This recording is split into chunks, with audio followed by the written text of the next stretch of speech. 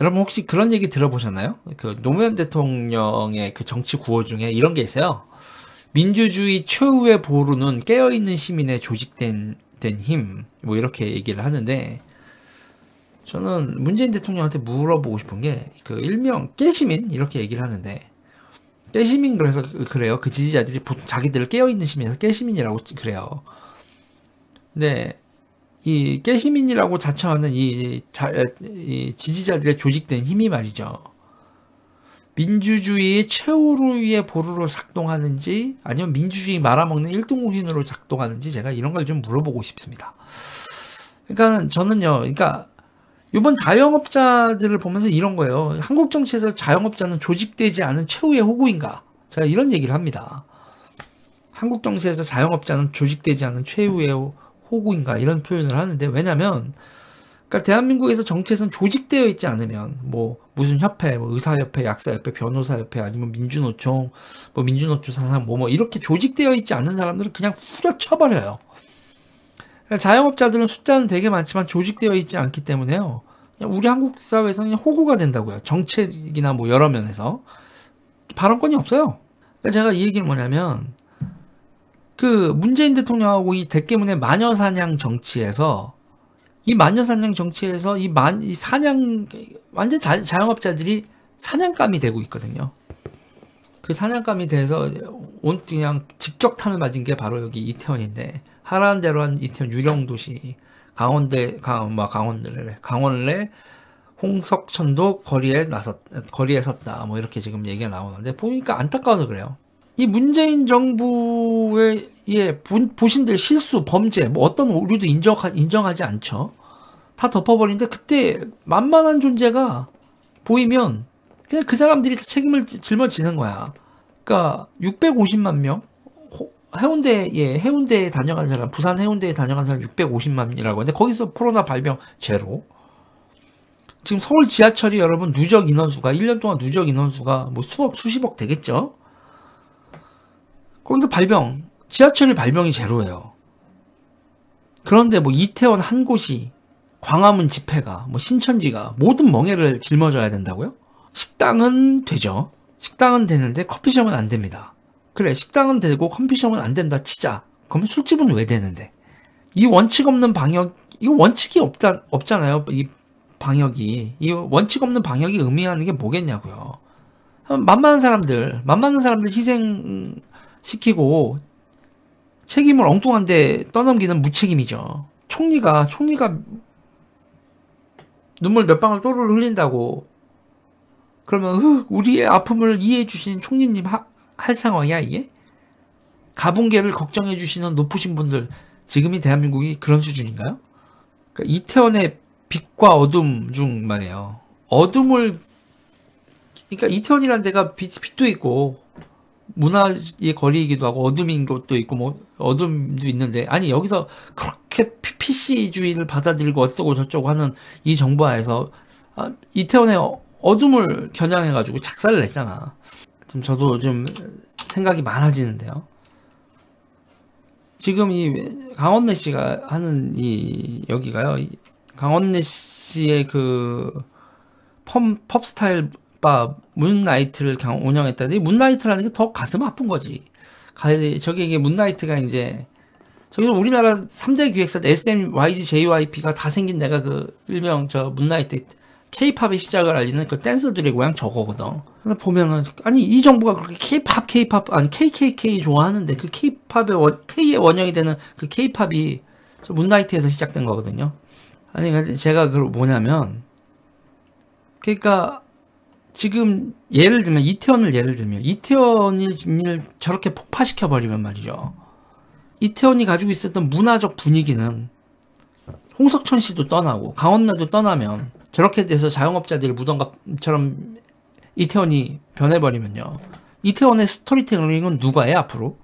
저기가 특별한 곳이다. 이태원이 특별한 곳이다. K-팝은 여기서 탄생했다. 뭐 이런 식의 스토리텔링하고 그 아우라 분위기는 누가 만들어?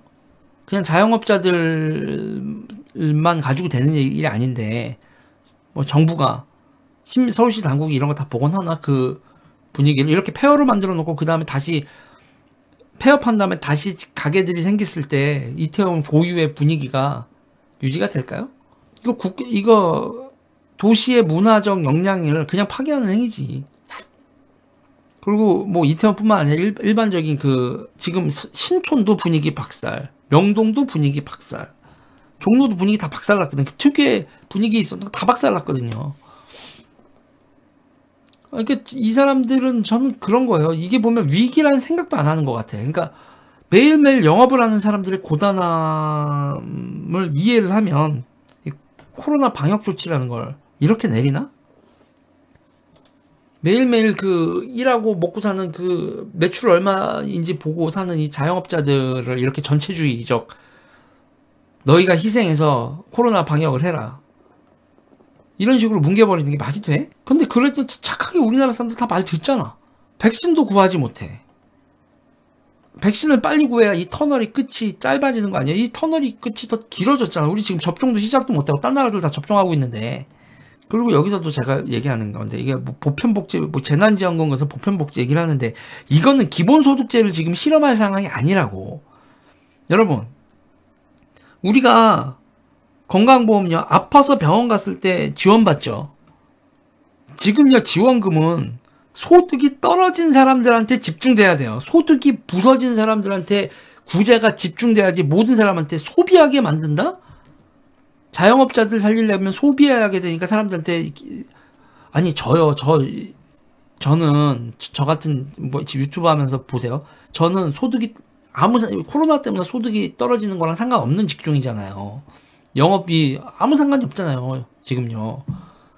저 같은 사람한테 뭐 40만 원 줄 필요 없다고. 이거는 뭐 유재일이 그래서 돈을 써서 자영업자들 흘러들어 그런 식의 개념 갖지 말고 그냥 당장에 당신들이 영업을 못하게 한 자영업자들의 구제에 집중하란 얘기죠. 이게 복지라는 게 사회보험, 누군가한테 사고가 났을 때 그 사람을 지원한다란 그런 개념이 있으니 보편복지는 그런 개념 아니잖아요. 사회보험적 성격이 아니라고. 지금은 이 위기 상황에서 위기를 닥친 사람들한테 그 사람들한테 집중해야지 모든 사람한테 뿌려줄 때가 아니라는 거지. 이건 병원 가서 치료받지도 않은 사람한테 건강보험 주는 거하고 비슷하다니까. 지금은 소득이 부서진 사람들한테 집중적인 지원을 해라. 진짜 사람들이 죽겠다는 상황으로 몰리는데 그런데도 금진만을 얘기한다? 당신들이 희생하세요. 그리고 이태원 같은 경우에는 그런데 여러분 이것도 야간 같은 경우에도 또 물어보자고요. 낮에는 영업할 때는 코로나가 여러분 야행성이에요? 그러면 9시간 영업만 한다 그러니까 뭐 이런 식으로 하든 저녁 9시 이후에 24시간 돌리는 식당이 아니라고 하면 저녁 9시부터 저녁 7시에 문 열어서 새벽 몇 시까지 영업하는 이런 식당들이라고 하면 영업시간을 몇 시간으로 제한을 하든지 저녁 7시에 문 여는 식당들 보고 죽으라는 얘기 아니야. 낮장사로 바꾸라는. 그런데 낮장사로 바꾸면 손님이 들어가. 야간 영업을 하던 그런 식당에. 그런데 이게 자영업자들의 목소리, 더 이상 못 버티겠다는 목소리에 대해서 좀 더 귀담아 들어야 될 걸? 안 그러면 니네 폭동 난다. 그 헬스장 여러분, 이거 학원 9명 제한 보셨어요? 와. 학원도 몇 명 이렇게 세워놓고 9명 제한한다. 9명하고 10명하고 아니 거기서 환기장치나 이렇게 밀폐된 공간에서 아크릴 세우면 그러니까 지금요 저는요 그런 거예요. 방역을 쇼로 하고 있죠. 누가 봐도 방역을 쇼로 하고 있습니다. 보증금 다 까먹고 빚만 왕창 지면 그 자영업자는 더 이상 참을 수 없겠죠.